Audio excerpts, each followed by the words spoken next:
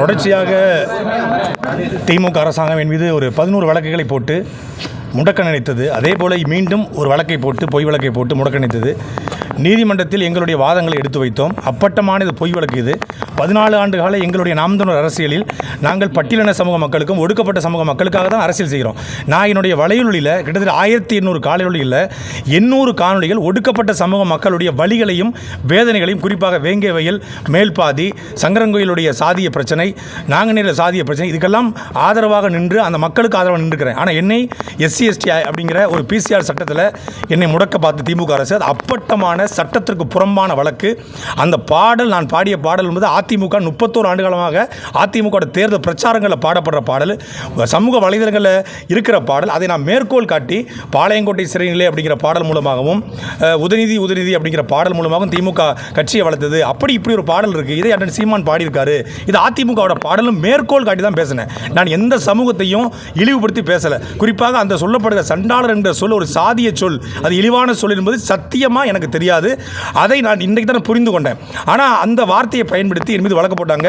மாண்புமிகு நீதியரசர் அவர்கள் நேர்மையில் நின்று இந்த வழக்கு செல்லாது என்று என்னை விடுதலை செய்திருக்கிறார். இந்த FIR போட்டதை ஏற்றுக்கொள்ள முடியாதுன்னு சொல்லியிருக்கிறார்.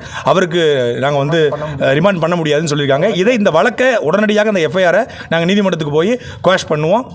அதே போல் திமுக அரசாங்கம் இப்படி பேசுகிற நபர்களை எல்லோரையும் முடக்கிவிட்டால் இடிப்பாறை இல்லா ஏமாற மன்னன் கெடுப்பார் இலானும் கெடுங்கிறது போல யாருமே பேசக்கூடாது நினைக்கிறது அப்பட்டமான அடக்குமுறை. நீங்கள் பாஜகவை பார்த்து பாசிசம் சொல்கிறீங்க. நீங்கள் எனக்கு பண்ணதுக்கு பேர் என்ன? இன்றைக்கி என்னுடைய இன்னோவா கிறிஸ்டா காரை திட்டமிட்டு என்னோட காரில் அழைச்சி வந்தாங்க. டெம்போ டாலரை தான் அரெஸ்ட் பண்ணி கூட்டு வரோம். எனக்கு அழைப்பானை அழைப்பானை F41A சம்மன் கொடுக்கப்படலை. நான் குற்றாலத்தில் பதுங்கியிருந்தா சொல்கிறேன். நான் என் வீடு கெட்டுவதற்காக வீராணத்துக்கு சொந்த ஊருக்கு போயிருந்தேன். புதுசாக கார் வாங்கி சொல்லி எங்கள் ஊர் அம்மன் கோயிலில் போயிட்டு மாலை போடுறதுக்காக போயிருந்தேன். அங்கே குற்றாலத்தில் குளிச்சுட்டு தங்கியிருக்கும்போது காலையில் செக் அவுட் பண்ணி ஊருக்கு போகும்போது வம்படியாக என்னோட 2 செல்ஃபோனையும் பறிச்சாங்க. இந்த வழக்குக்கும் என் செல்ஃபோனுக்கும் எந்த சம்மந்தமும் கிடையாது. நான் பேசுனது பொது மேடையில், அது எல்லா ஊடகத்திலையும் அவைலபிள் இருக்குது. ஆனால் என் செல்ஃபோனை பறித்து வம்படியாக ஏன் காரில் என்னை கூட்டு வந்தாங்க. கூட்டு வரும்போது அந்த ஓட்டுநர் முழுமையான போதையில் இருந்தார்.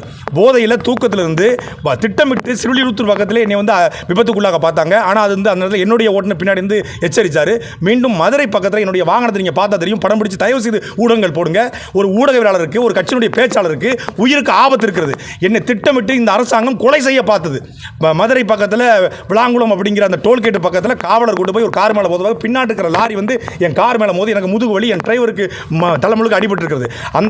அந்த வண்டி அதுக்கப்புறம் உடஞ்சதுக்கு பிறகு திருப்பி டெம்போ டாலரில் என்னை ஏற்றிட்டு வராங்க. முழுக்க இந்த அரசாங்கம் என்னை கொலை செய்ய பார்க்கறது. இந்த அரசியலும் எனக்கு உயிருக்கு பாதுகாப்பு இல்லை.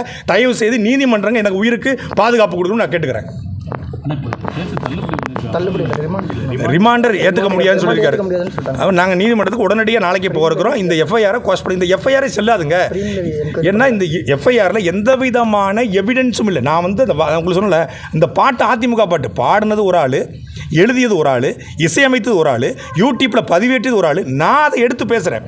அப்படி அண்ணன் சீமான் பாடிக்கிட்டு இருந்தாருன்னு சொல்லி பல்வேறு பாடல்களை சொல்லி ஒரு சர்க்காஸ்டிக்காக சொன்ன ஒழிய கலைஞரவர்களை இழிவுபடுத்தணும், இதன் மூலமாக பட்டியல் சமூகத்தை இழிவுபடுத்தணும்னு சொல்லுவது அப்பட்டமான பொய்.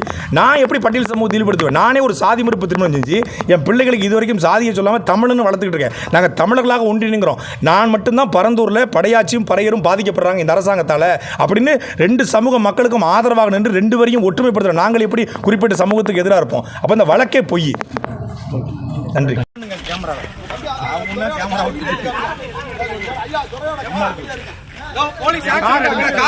கார் எடுத்து போடுங்க. என் காரை என்ன பண்ணி பாருங்க. பின்னாடி போங்க, பின்னாடி பாருங்க. உடைச்சு காரை பின்னாடி லாரியை கொண்டு வந்து பாருங்க.